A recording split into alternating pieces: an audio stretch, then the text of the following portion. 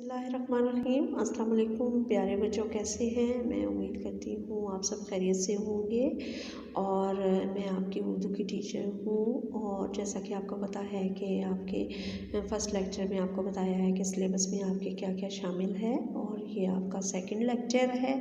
Second lecture में देखेंगे, मैंने आपको बताना है उर्दू की क़वाइद और इंशा के में ग्रामर वर्क के बारे में बताना है कि आप लोगों ने ग्रामर वर्क में क्या क्या करना है और कैसे कैसे लिखना है। ठीक है, अब देखें इसमें यानी कि पहला जो है मैं आपको बताऊंगी, आज पढ़ाऊंगी। पहले मैंने आपको ग्रामर वर्क के बारे में जो काम करवाया है कॉपीज़ पर, वो आप लोगों ने करना है, और उसके बाद फिर आप लोगों ने नीट एंड क्लीन करना है।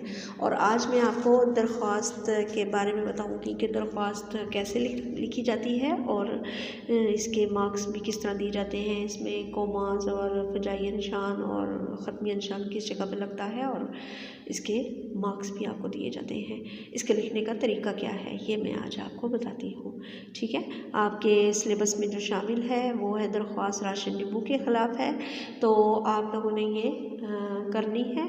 और अब इसको मैं बताऊंगी कि ये किस तरह लिखी जाती है। अब देखिए, लिखा हुआ है किसी अफसर या हेड मास्टर से साहब से छुट्टी लेने या किसी अफसर के कुछ गोश गुजार करने के लिए जो कुछ लिखा जाता है इसे अर्ज़ी या दरख्वास्त कहते हैं या कहा जाता है। दरख्वास्त में जो कुछ लिखा जाए वो खुश ख़त, साफ और सादा होना चाहिए। ठीक है, आप लोगों को पता होना चाहिए कि दरख्वास्त में कोई ऐसी बात नहीं लिखी जाती, इसको साफ़ सुथरे लफ्ज़ों में लिखा जाता है, ताकि जिसके गोश गुजार हमने करनी है, या गोश गुजार का मतलब यानी जिसको हमने भेजनी है उसको इतना पता हो, यानी कि लफ्ज़ उसको समझ आ रहे हो कि ये हम मुझसे ये चीज़ पूछ रहे हैं या मुझे बता रहे हैं या कुछ इस तरह। ठीक है, आप लोगों ने इसमें कोई ऐसी चीज़ एडिट नहीं करते। वो ख़त में होता है कि हम कुछ अल्फाज खुद से इस्तेमाल कर लेते हैं, लेकिन दरख्वास्त में ऐसा कुछ नहीं होता। दरख्वास्त में बहुत सादा और आसान अल्फाज लिखे जाते हैं ताकि पढ़ने वाले को समझ आ जाए, या जिसके नाम लिखी गई है उसको समझ आ जाए। उसके बाद क्या है कि अर्ज़ी लिखने के लिए सबसे पहले अफसर का ओहदा लिखा जाता है। सबसे पहले अफसर का ओहदा लिखा जाता है, यानी कि वो किस नाम पे आप लिख रहे हैं। स्कूल के नाम पर है तो हेड मास्टर हेड वो लिखना है आपने। अगर आप किसी हेल्थ यानी कि सेहत के बारे में लिख रहे हैं तो हेल्थ ऑफिसर को लिखना होगा। अगर आप दूसरे खाने पीने के उसमें लिख रहे हैं तो फूड कंट्रोलर का होगा। और इसी तरह आपने जो चीज़ जिसको भी दरख्वास्त लिखी जाती है उसका ओहदा सबसे पहले ऊपर लिखा जाता है। उसके बाद क्या है कि नई सदर से गुजारिश है लिखकर अपनी अर्ज़ी दर्ज लिखी जाती है, यानी कि अर्ज़ी में यानी कि दरख्वास्त में आपने गुजारिश है के बाद अपने अल्फाज शुरू कर देते हैं कि हमें ये तकलीफ़ है या हमें ये चीज़ चाहिए, या जो कुछ भी है वो आपने करना है। उसके बाद क्या है, दरख्वास्त के ख़ात्मे पर ऐन नवाजिश, यानी कि जब दरख्वास्त ख़त्म होती है तो उसके लास्ट में ऐन नवाजिश होगी, यानी कि मेहरबानी होगी वगैरह लिखकर दरख्वास्त ख़त्म की जाती है। ठीक है, उसके बाद तीसरे यानी कि लास्ट में जब आप ये लिखेंगे ऐन नवाजिश, उसके बाद अल अर्ज़ी या अर्ज़ी लिखने के नीचे दरख्वास्त गुजार का नाम और पता लिखना चाहिए। ठीक है, वो लास्ट में आपको लिखना चाहिए ताकि पता चले कि फ़लाँ जगह से हमारे पास दरख्वास्त आई है, फ़लाँ जगह पर ये परेशानी है या कुछ है। या अगर आप लोग स्कूल के नाम पे लिख रहे हैं तो वो आपकी ताबेदार शागिर्दा है, फ़लाँ क्लास है। ठीक है, इस क्लास नेम मेंशन किया जाता है। तो जो आज आपकी किताब का यानी कि जो आज आपकी है, जो आपके सिलेबस में शामिल है वो है दरख्वास्त राशन डिपो के ख़िलाफ़ है। तो वो हमने करनी है कि इसमें हमें क्या मुश्किल है।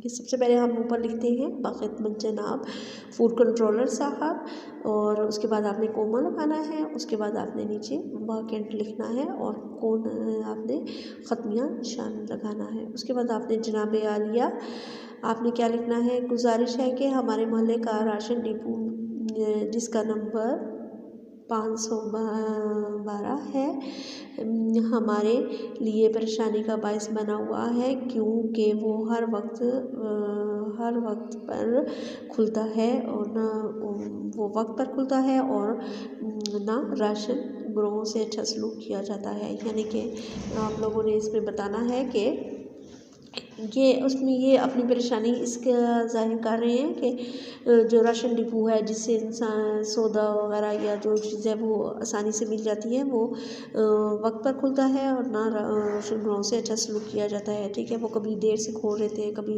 जल्दी बंद कर रहे होते हैं, तो आप लोगों ने ये लिखना है। ठीक है, चीनी की बोरियां आती हैं मगर न जाने कहाँ चली जाती हैं। कोई खुश नसीब ही चीनी हासिल करने में कामयाब होता होगा। ठीक है, वरना आमतौर पर यही जवाब मिलता है कि चीनी मिलती नहीं तो दें कहाँ से।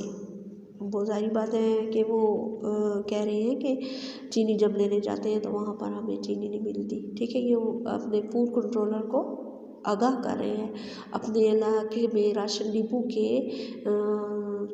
बता रहे हैं, उनसे आगाह कर रहे हैं कि हमारे राशन डिपो जो है उसमें ये हाल हमें बताया जाता है। लिहाजा लोग बाज़ार से ख़रीद कर गुजारा करते हैं और इस राशन डिपो के कारपरदारों को हदायत फरमाएं कि वो बाकायदगी और शराफत का रवैया अख्तियार करें। तो ये उन्होंने दरख्वास्त में आपने ये लिखना है कि उनको बताया जाए कि उनको किया जाए कि अपने जो यानी कि लेने के लिए चीज़ें आती हैं उनके साथ कैसा रवैया अख्तियार किया जाए। उनका रवैया, उनका सलूक सही नहीं है और वहाँ पर वक्त पर हमें चीज़ नहीं मिलती, हमें वक्त पर चीज़ मैसर नहीं आती। ठीक है, उसके बाद आपने लिखना है फ़क्त आदाब लिखना है, फिर नीचे अल अर्ज़ लिखना है, फिर नीचे आप लोगों ने लिखना है दरख्वास्त गुज़ार क्या होगा, अलिफ बे जीम, और फिर नीचे इसके आपने मोरखा लिखनी है। जब ये लिख लेंगे तो उसके बाद आप लोगों ने ये काम नीट एंड क्लीन और मार्जिन लाइन लगानी है, डेटें मेंशन करनी है और ऊपर आपने दरख्वास्त जिसके नाम लिख रहे हो वो लाजमी ऊपर मेंशन करना है, क्योंकि आप लोगों को पता होना चाहिए। जब याद करेंगे तो आपको पता होगा कि ये फ़लाँ नाम के ऊपर दरख्वास्त लिखी गई है।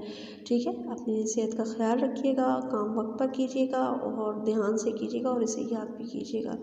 ओके बच्चों, अल्लाह हाफिज़।